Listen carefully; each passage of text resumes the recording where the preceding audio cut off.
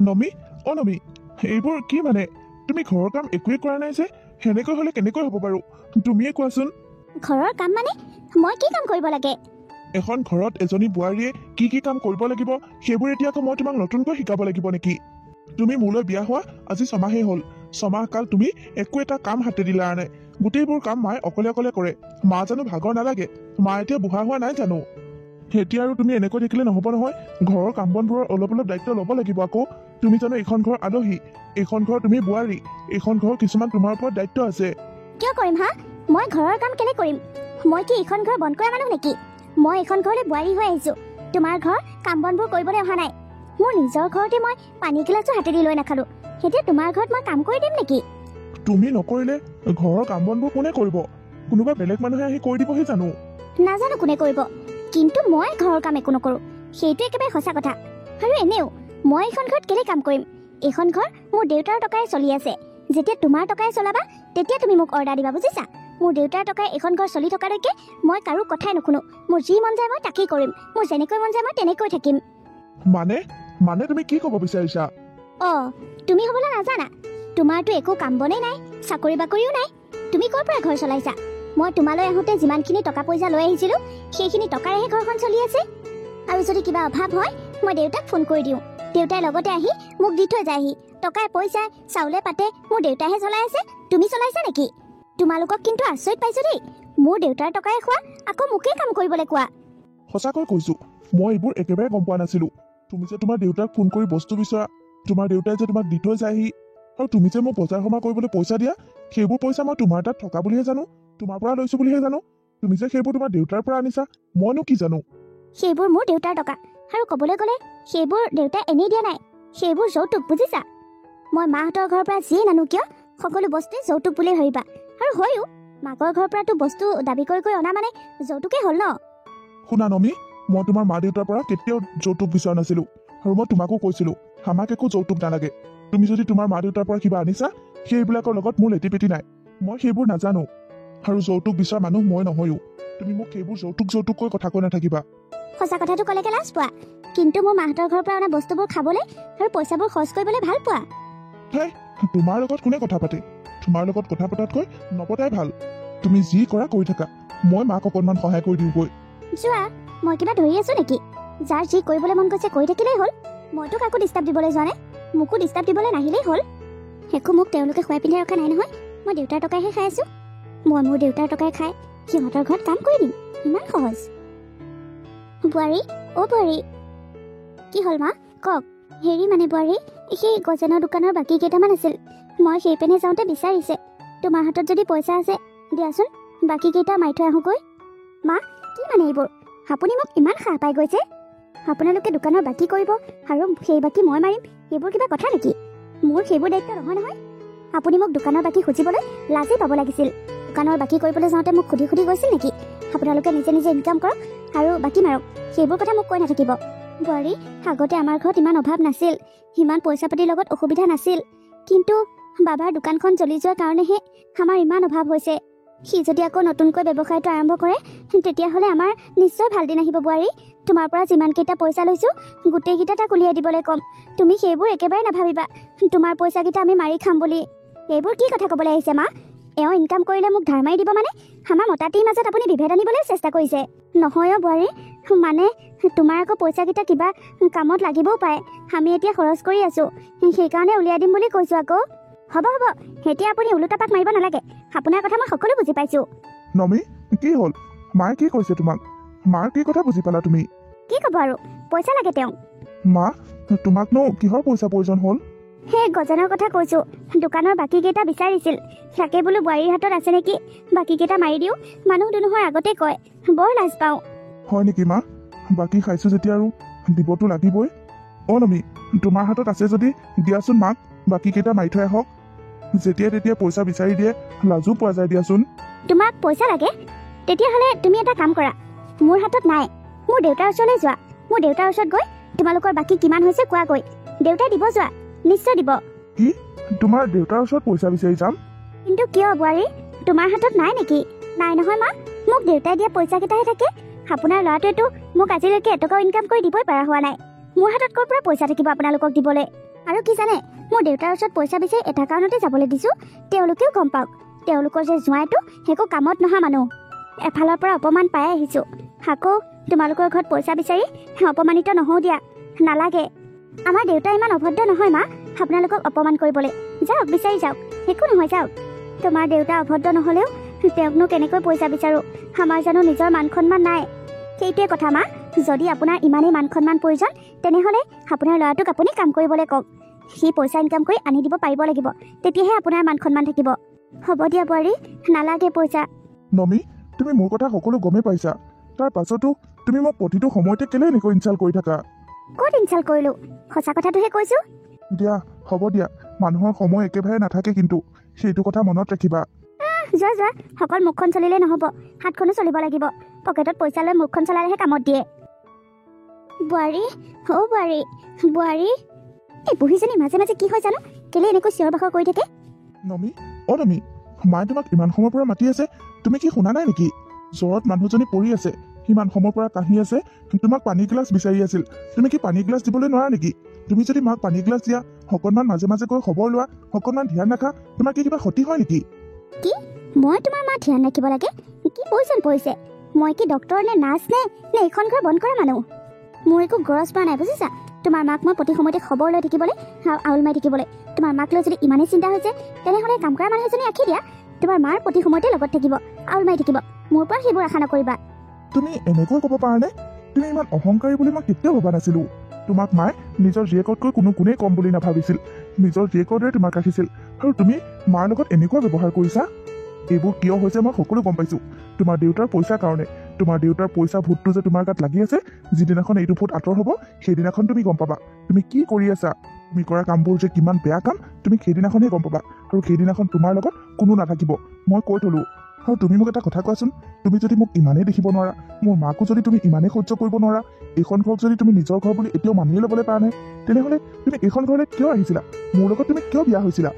তুমি যদি অকল টকাহে চিনি পোৱা তেনেহ'লে মোৰ লগত বিয়াই হ'ব নালাগিছিল, বিয়াৰ আগতে তুমি বিয়াখন ভাগি দিব লাগিছিল। সেইটোৱেতো মোৰ জীৱনৰ ডাঙৰ ভুল হ'ল। সেইটো ভুলৰ কাৰণে আজি মই এনেকৈ তোমাৰ লগত ফচি থাকিব লগা হৈছে। তোমাৰ লগত মই বিয়াই হ'ব নালাগিছিল। তোমাৰ লগত বিয়া নোহোৱা হয় অন্তত মই এই ভিক্ষাৰী জীৱনটো দেখা নাপালোঁ হয়। আৰু যি হ'ল হ'ল, এতিয়া আৰু এইবোৰ নহ'ব। মই তোমাক ডিভোৰ্চ দিব বিচাৰোঁ। তোমাৰ লগত মই আৰু এক মুহূৰ্তও থাকিব নিবিচাৰোঁ। মই নিজৰ জীৱনটো নতুনকৈ আকৌ সজাব বিচাৰোঁ, তোমাৰ লগত নহয়। তোমাৰ দৰে ইমান ভিক্ষাৰী জীৱন এটা মই কেতিয়াও জীয়াব নোৱাৰোঁ। হয় নেকি? যোৱা তেনেহ'লে, মোৰ কিন্তু তোমাক দিবলৈ এতিয়া একো নাই। যদি কিবা টকা পইচা লাগে মই পাছতহে দিবলৈ পাৰিম। তোমাৰ দৰে ভিক্ষাৰী এটাই মোকনো কি পইচা দিবা? নিজে খাই চলি পেটটো পুহি থাকা বুজিছা। তোমাৰ পৰা মোক এটকাও নালাগে, আৰু মই বিচাৰিলোৱে যেনিবা, তুমি জানো দিব পাৰিবা? তোমাৰ সেইখিনি অকাদে নাই। সেইকাৰণে মই আজিয়ে যামগৈ, মোৰ পিছত আৰু কেতিয়াও নাহিবা। মই তোমাৰ লগত একেবাৰে থাকিব নিবিচাৰোঁ, তোমাক মই ঘিণ কৰোঁ। যোৱা তেনেহ'লে, মই তোমাক ৰাখি নাথাকোঁ। তুমি মোক সদায় সদায় ইমান ইনচাল্ট কৰি থাকা, তোমাৰ লগত কথা পাতিলে কেৱল কাজিয়াহে হয়। তাৰ সলনি হাতৰি আঁতৰি থকাই ভাল। যোৱা কৈ যোৱা, মই তোমাক বিদায় দিছোঁ। তাৰ বাহিৰেনো তোমাৰ আৰু কৰিবলগীয়া কি কাম আছে? মোকতো সুখত ৰাখিবলৈ একো এটা কৰিবই নোৱাৰিলা, এতিয়া পঠাই দিবলৈতো পাৰিবা, সেইটোকে কৰিছা আৰু।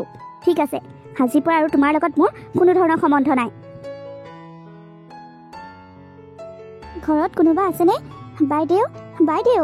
মা, অ' মা, বাহিৰত কোনোবা আহিছে নেকি? তোমাক মাতি থকা শুনিছোঁ, নামি অহাচোন। অঁ, কোন কোন তুমি? মোক মানে শইকীয়ানী বাইদেৱে পঠাইছে। আপোনালোকৰ ঘৰত বন্ধ কৰা মানুহৰ প্ৰয়োজন হৈ আছিল বুলি ক'লে, সেইকাৰণে আহিছোঁ। তুমি বন্ধ কৰা ছোৱালী?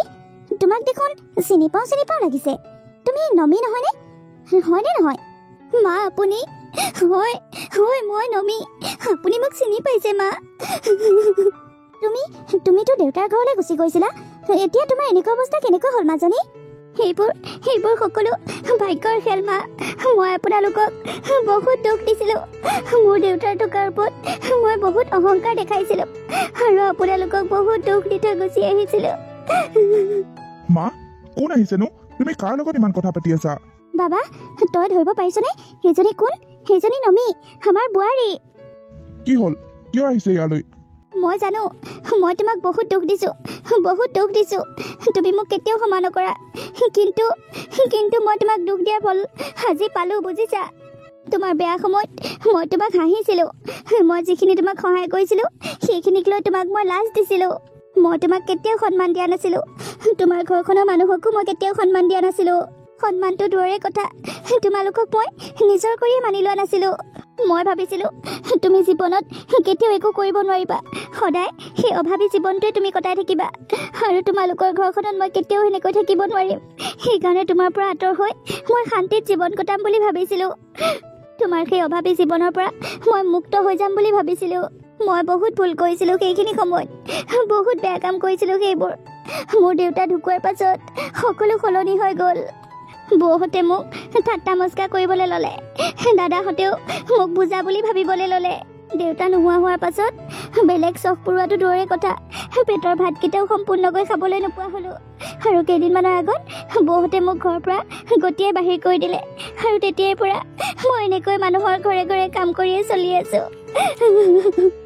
মই তেতিয়াহে অনুভৱ কৰিছিলোঁ মোৰ ঘৰ সেইখনহে আছিল, যিখন ঘৰ মই এৰি থৈ আহিছিলোঁ। মই দেউতাৰ ঘৰখনক নিজৰ বুলি ভাবি, তোমালোকৰ ঘৰখনক পৰ বুলি ভাবি তাৰ পৰা গুচি আহিছিলোঁ। কিন্তু যেতিয়া মোৰ অনুভৱ হৈছিল তেতিয়ালৈ বহুত দেৰি হৈ গ'ল। তোমালোকৰ পুৰণা ঘৰত গৈ মই খবৰ লৈছিলোঁ। ওচৰৰ মানুহে ক'লে তোমালোকে বোলে চহৰলৈ গুচি আহিলা। তাৰ পাছত ময়ো এনেকৈ চহৰত আহি ঘূৰি ফুৰিছোঁ, ইঘৰে সিঘৰে কাম কৰি নিজৰ পেটটো পালি আছোঁ। বাৰু যি হ'ল হ'ল, সেইবোৰ কথা এতিয়া বাদ দিয়া। মই তোমাক এটা কথাই ক'ব বিচাৰোঁ, তুমি যিবোৰ ভুল কৰিলা সেইবোৰ তুমি বুজি পাইছা, মই ভাল পাইছোঁ। কিন্তু এতিয়া আমাৰ আৰু একো হ'ব নোৱাৰে। তুমি এতিয়া যাৰ লগত বিয়া হৈ সুখত আছা, তুমি তাৰ লগতে থাকা, বুজিছা? তাৰ লগত ধুনীয়াকৈ জীৱনটো কটোৱা, ভালকৈ। ভাল দিন আহিব দিয়া, তোমালোকেও কষ্ট কৰি যোৱা, তোমালোকৰো ভাল দিন আহিব। তুমিতো এতিয়া বহুত ভাল জীৱন এটাই কটাই আছা। তুমি মানুহৰ ঘৰত গ'লে কাম বিচাৰি পোৱা, নিজৰ উপাৰ্জনেৰে খাবলৈ পাৰিছা। মোৰতো বেয়া সময়ত এনেকুৱা আছিল, মই ক'তো কামো পোৱা নাছিলোঁ, মোৰ পকেটত পইচাও নাছিল, আৰু মই যাৰ পৰা লৈছিলোঁ সিও মোক বহুত কথা শুনাইছিল। তুমিতো এতিয়া কাৰো কথা শুনিব লগা হোৱা নাই, নিজে কৰিছা, নিজে খাইছা, ভালেই হৈছে দিয়া, ভালে থাকা। মই বিয়া হৈছোঁ বুলি কোনে কৈছে তোমাক?